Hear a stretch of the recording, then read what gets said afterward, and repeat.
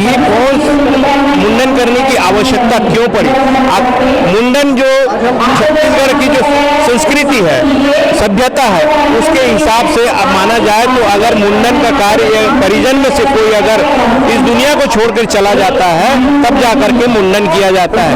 अगर हम पूछने की कोशिश करेंगे कि ये क्यों मुंडन कर रहे हैं, कारण क्या है, ये देख रहे हैं ये यहाँ पे मुंडन हो रहे हैं, मुंडन किया जा रहा है इनका, और इनसे पूछेंगे कि ये आखिरकार मुंडन के लिए क्यों राजी हुए हैं। हम जानते हैं कि हम सभी सरकार को, हमारे मुख्यमंत्री जी को काका बोल के बुलाते हैं काका, लेकिन हमारे बच्चों की बात, अपने भतीजों की बात को नहीं सुन रहे हैं, इसीलिए मुंडन संस्कार करवा रहे हैं। परिचय है धर्मेंद्र कुमार आचार्य। आपका संदेश? मुंडन हमारा हिंदू धर्म में एक संस्कार रहता है, जिसके माता पिता या जो बड़े बुजुर्ग रहते हैं एक्सपायर हो जाते हैं, मर जाते हैं, उस स्थिति में होता है, या तो बच्चे के जन्म होने के बाद पहली बार होता है। हमारा ये सरकार से जितना आग्रह था, जिनसे मिलना था, हमने हर एक से मिल लिया, हर एक अधिकारी, हर एक पदाधिकारी, हर एक मंत्री, यहाँ तक कि जो विभागीय मंत्री, स्वास्थ्य मंत्री है टीएस बाबा जी से, उनसे भी मिल लिया कि हमारे जो गलती क्या है कि हम लोग 10 साल सेवा दिए, भरे कोरोना काल में अपना सेवा दिए हैं। हमारे कई साथी जो है कोरोना से पीड़ित हुए हैं, अभी भी उनका स्वास्थ्य ठीक नहीं हो पाया है। ऐसी स्थिति में आज हमको बोलते हैं पेट्रोल दुकान, कपड़ा दुकान, सड़क बनाने वाले, तो उस समय कहाँ थे वो? सड़क बनाने वालों को वो बुला लेता, वो जो मंत्री है स्वास्थ्य मंत्री, और कोरोना के समय उनसे करवा लेता। 10 साल हम लोग यहाँ सेवा दिए हैं, हमारा आधा जिंदगी समाप्त हो चुका है, और उसके बाद ये बयान दे रहे हैं। ऐसे मंत्री को शर्म आना चाहिए, चुल्लू भर पानी में डूब के मर जाना चाहिए। और हमारे भूपेश बघेल जी, सबका साथ सबका विकास, ये मोदी जी का नारा है, वो बोलते हैं छत्तीसगढ़ का विकास कर रहे हैं, ये विकास हो रहा। 2018 में हमारे मंच में ईदगाह बांटा में आकर के बोले थे वो कि 6 महीने बाद आप लोग हमारा सरकार लाइए, आप हमारा सरकार जैसे ही आएगा हम जो है आपको नियमित करेंगे, आपके मांगों को पूरा करेंगे। मैं वही भूपेश से पूछता हूँ, क्या वो भूपेश जो है थोड़ा बहुत भी उसमें कुछ सर में बचा हुआ है, जो हमको रेगुलर करना तो दूर, रेगुलर करना छोड़ करके हमको जो है वो यहाँ पर बेरोजगारी दर दर की ठोकरें खाने के लिए रख दिया है। जो ठेका प्रथा हुई है नए, उसमें ठेका प्रथा जो लिया कंपनी, भ्रष्ट कंपनी है, उसको जो हिमाचल और उत्तराखंड में ब्लैक लिस्ट किया गया है। ये बाबा के द्वारा ही सब कुछ षड्यंत्र रचा गया है। इसके पहले 3 टेंडर हुआ, तीनों में हमारे बारे में जिक्र था, और ये चौथा टेंडर है जिसमें हमारे कर्मचारी, हमारे भाइयों और हमारे बहनों के बारे में किसी प्रकार का कोई लिखावट नहीं है। आप तो बाबा से मिले थे, क्या कहा उन्होंने? बाबा जी ने जो कहा, वायरल वीडियो भी हुआ, बोलते हैं कि आप ठेका कर्मचारी हो। ठेका कर्मचारी है तो क्या हम लोग छत्तीसगढ़ के नहीं है? हमारा अधिकार नहीं है क्या? मैं उन्हीं से पूछना चाहता हूँ। अभी कल के डेट में वो बाइट दिया, ठेका कर्मचारी है, जैसे रोड बनाने वाला होता है। क्या रोड बनाने वाला एम्बुलेंस में ड्यूटी कर सकता है? अगर रोड बनाने वाला एम्बुलेंस में ड्यूटी कर सकता है तो जो 5वीं पास मजदूर है उसको रखे। हम लोगों का क्राइटेरिया में जो पहले था उसके हिसाब से उनको जो है लेना चाहिए था।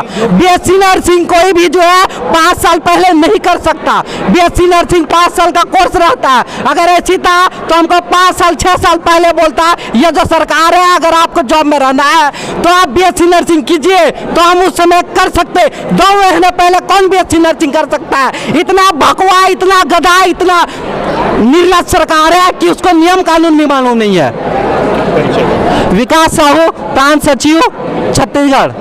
नजरिया हमने सरकार के पास अपने अभ्युदन प्रार्थनाएं लेकर के हमने बार बार उनसे आग्रह किए कि भाई आज हम सब लोग 10 साल 12 साल से यहाँ पे आज इस सेवा में लगातार दे रहे हैं, लेकिन सरकार ने कहीं ना कहीं हमारे साथ ज्यादती किया।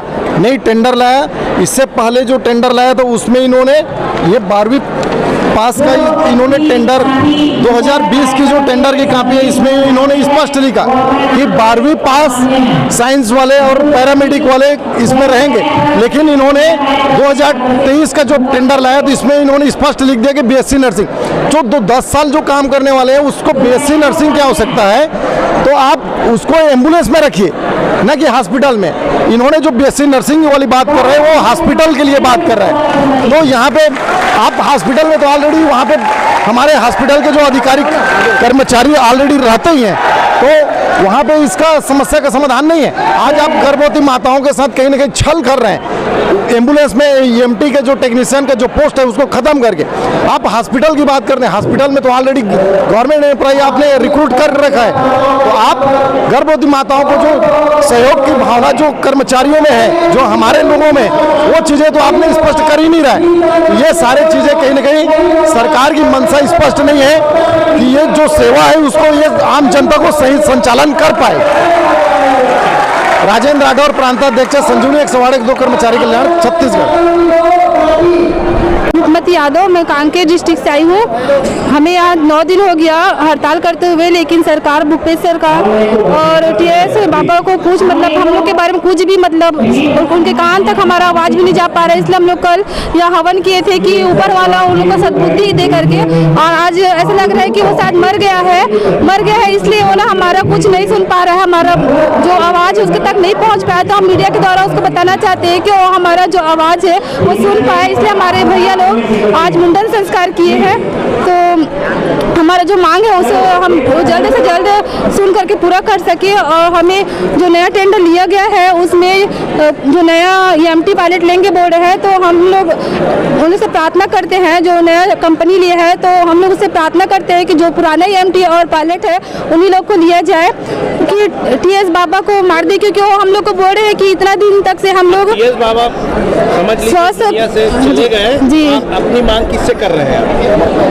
मुख्यमंत्री से कर रहे हैं, क्योंकि अब वो जैसे मुख्यमंत्री, जैसे हमारे परिवार में हमारे मुखिया हमारे पिताजी रहते हैं और हम लोग अपनी मांग उसको करते हैं, इसी प्रकार हमारा वो काका से मांग कर रहे हैं कि वो हमारा विनती को सुने और हमें यथावत जहाँ जहाँ ड्यूटी कर रहे हैं वहाँ हमें उस पद पर हमें नियुक्त किया जाए।